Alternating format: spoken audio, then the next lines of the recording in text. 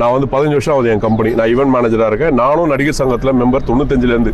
நானும் சினிமாவில் தான் இருக்கேன். இது வரைக்கும் அவங்களுக்கு தெரியாது, ஏன்னா அவங்க படம் பார்க்குறாங்கன்னு தெரியாது. நானும் இதே லைனில் தான் இருக்கேன். அதனால் வந்து சின்ன திரை பெரிய திரையெல்லாம் கிடையாது. லிட்டரலாகவே பணம் ஏமாத்துக்கு அப்புறம் வந்தப்போ தான் தெரியுது அவங்க டிவோர்ஸும் ஆகலை. ஏன்னா அவங்க ஹஸ்பண்ட் கூட பேசின கான்வர்சேஷனும் கையில் இருக்குது. எனக்கு டிவோர்ஸ் கொடுன்னு அதுக்கப்புறம் தான் கேட்குறாங்க. ஸோ எல்லாமே பார்த்துட்டு எனக்கு இப்படி ஒரு வாழ்க்கை அமைஞ்சா நல்லாயிருக்கும் அப்படின்னு கேட்டதுனா சரி ஓகே, நம்மளும் தனியாக தான் இருக்கும். ஒரு அலைன்ஸாக வருது, ஒருத்தர் மூலியமாக வருது. லவ்லாம் கிடையாதுங்க, சிம்பிளாக சொல்கிற லவ்லாம் கிடையாது. நமக்கு ஒரு ஃபேமிலி வேணும்னு ஆதங்க, அவ்வளோதான். சரி நமக்குன்னு ஒரு குடும்பம் அமைஞ்சா நல்லாயிருக்கும். ஏன்னா இது வரைக்கும் மேரேஜ் ஆகல. ஸோ அஃபிஷியலாக ஒரு மேரேஜ் பண்ணுவோம், நமக்குன்னு ஒரு குடும்பம் இருந்தால் நல்லாயிருக்கும், தனியாக இருக்கும் அப்படின்றதுனால இது வந்து மற்றவங்க மனசில் லிட்டரலாக வந்து பணத்துக்காக ஒருத்தர் மனசில் விளையாடுறது. எனக்கு இது புரிஞ்சுது. நான் வெளில வரத்துக்கு எனக்கு கிட்டத்தட்ட ஒரு 6-7 மாதம் ஆச்சு. நான் எவ்வளோ கவுன்சிலிங் போனேன், நான் எவ்வளோ அதனால் அவஸ்தப்பட்டேன்றது எல்லாருக்கும் நண்பர்களுக்கு தெரியும். நான் அதுலேருந்து வெளில வந்தேன். என்னோட பணத்தை கேட்கும்போது அது சொல்கிறதுக்கு ஆள் இல்லை. அதேமாதிரி இதே தான் கேட்டேன், மேடம் நீங்கள் கேட்குறதெல்லாம் ஓகே, சம்மந்தமே இல்லாமல் ஒரு பிஸ்னஸ் செட் பண்ணி கொடுன்றாங்க. அந்த பிஸ்னஸ் நம்ம வந்து ரெஃபர் பண்ணுறோம், அவங்களே அங்கே அட்வான்ஸும் கொடுக்குறாங்க,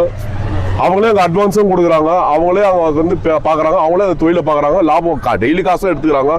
முடிஞ்சதுக்கப்புறம் இல்லை என்னால் முடியாது, ஹராமாக இருக்குது, எனக்கு திருப்பி எனக்கு அட்வான்ஸை வாங்கி கொடுத்துருங்க எனக்கு அப்படின்னு நம்மளே சொல்லி அதுக்கும் கிண்டி ஸ்டேஷனில் கம்ப்ளைண்ட் கொடுத்து அவங்க கொடுத்த காசு அவங்களுக்கு போய் சேர்ந்துச்சு. இது வரைக்கும் நான் அவங்க கிட்டேருந்து ₹1 நான் வாங்கி சாப்பிட்டது கூட கிடையாது, ஒரு டீ காஃபி கூட சாப்பிட்டது கிடையாது. அவங்க வீட்டில் 4-5 மாதம் அவங்க கரண்ட் பில் கட்டின முதல் கொண்டு நான் தான் கட்டியிருக்கேன். அதுக்கான எவிடன்ஸ் என்கிட்ட இருக்குது. எல்லாத்தையுமே இப்போ இருக்கு, அவங்கள தான் அமைச்சிருக்கேன். கையிலையும் கேஷ் கொடுத்துருக்கேன், என் வண்டி ப்ளஸ் பண்ணிலாம் கொடுத்துருக்கேன். என்னோட திங்ஸு என்னோட ஆர்னமெண்ட்ஸ் எல்லாமே வந்து அவங்க வீட்டில் தான் இருக்குது. சரி ஓகே, அவங்க மகளிர் ஆணையம் கடைசியாக சொல்லுது அவங்க வீட்டில் போய் டிஸ்டர்ப் பண்ணாதீங்க, கேட்காதீங்க. ஏன்னா அவங்க ஹஸ்பண்டுக்கு இன்னும் டைவர்ஸ் ஆகல, பிரச்சனை ஆயிடுச்சுன்னா காசு வராது. அந்த ஒரு காரணத்தை வச்சு என்ன ஸ்டாப் பண்ணுறாங்க, வீட்டுக்கு போகாத அளவுக்கு பிளாக் பண்ணுறாங்க. சரி ஓகே பரவாயில்ல, பிளாக் பண்ணிட்டாங்க.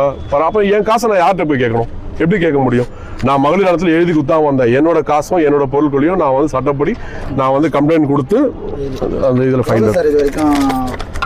ஒரு 18 கிட்ட இது நான் மகளிர் ஆணையத்தில் கடைசி அவங்க சொல்கிறாங்க இல்லையா, அவங்கள வந்து தப்பு கேட்டு மன்னிப்பு கேட்டு அமுச்சு விட்டேன்னு, இதுதான் நான் கடைசியாக எழுதி கொடுத்துட்டு வந்தது. நான் என்னோட காசை நான் சட்டப்படி நான் நடவடிக்கை உட்காந்து பேசலாம், நான் வாங்கி தரேன், வந்து பேசலாம். எனக்கு அதை வச்சு நிறைய பேர் மீடியேட் பண்ணாங்க. இல்லைங்க நான் எப்படி வாங்கணுமோ நான் வாங்கிக்கிற சொல்லி இன்னைக்கு கம்ப்ளைண்ட் கொடுத்து எடுத்துருக்கோம். சார் இங்கே வந்திருக்காங்க, சம்மன் அமிச்சாங்க, விசாரணைக்கு வரல அவங்க. சரி மேற்கொண்டு நாங்கள் வந்து கோர்ட்டு மூலிமா நான் எப்படி நடவடிக்கணுமோ எங்கள் அட்வொகேட் இருக்காரு, அவர் பார்த்துப்பாரு. அதுக்கப்புறம்